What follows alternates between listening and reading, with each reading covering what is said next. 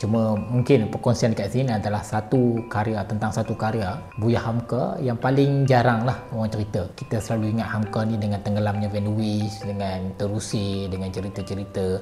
Kalau dalam agama ni kita dengar, kita bicara Hamka ni tentang tafsir Al-Azhar dan sebagainya. Banyak cerita masa saya pergi ke meninjau, arwah dah almarhum Pak Hamid cerita kepada saya.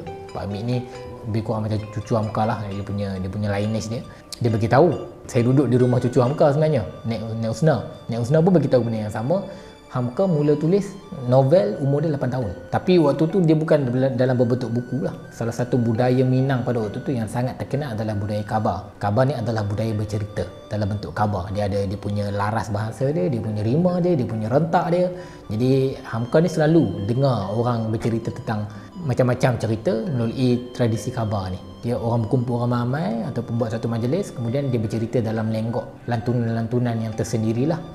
Orang Minang dia tahulah pasal khabar. Kemudian Hamka dia terkesan dengan khabar ini, dia mula menulis khabar dan akhirnya dia kumpul, dia tulis, dia kumpul-kumpulkan, akhirnya jadilah satu buku yang diberi nama sebagai Si Sabariah. Jadi buku ini melalui proses yang panjang dan merupakan novel pertama Hamka dan novel tentang kisah cinta. Nak katanya Hamka ni memang berbakat daripada awal lah. Kisah cinta waktu yang dia tulis ni pun kisah cinta yang sangat tragis juga. Jadi selepas dia kumpul, umur dia 16 tahun, dia cuba dah hantar karya ni untuk diterbitkan tapi tak diterima. Kemudian 19 tahun baru diterima.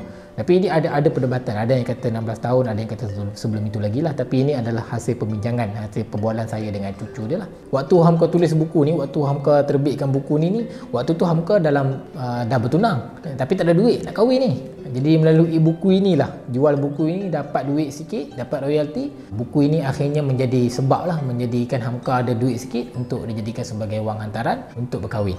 Itu antara satu cerita menarik tentang buku ini. Buku ini sekejap saja.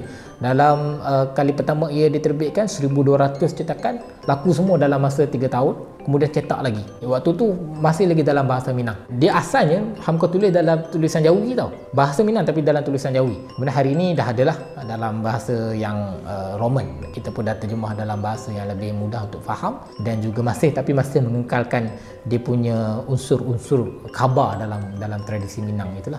Ringkas je buku dia, tetapi buku dia menggambarkan bagaimana Hamka waktu zaman kecil dia, apa pergulutan yang dia hadapi, apa perlawanan dalaman dia, apa perasaan dia, apa persoalan dia. Jadi dan Hamka sejak kecil dia memang ada masalah ni. Dia suka pergi tengok orang bercerita benda-benda yang macam-macam cerita melalui tradisi khabar ini. Berbanding mengikut suruhan ayah dia Haji Rasul, suruh pergi mengaji agama, dia tak suka. Daripada kecil dia suka lari daripada madrasah pergi pada kuliah dan dia suka pergi ke ni. Dan daripada situlah dia dapat ilham, dia menghasilkan karya yang sebegini.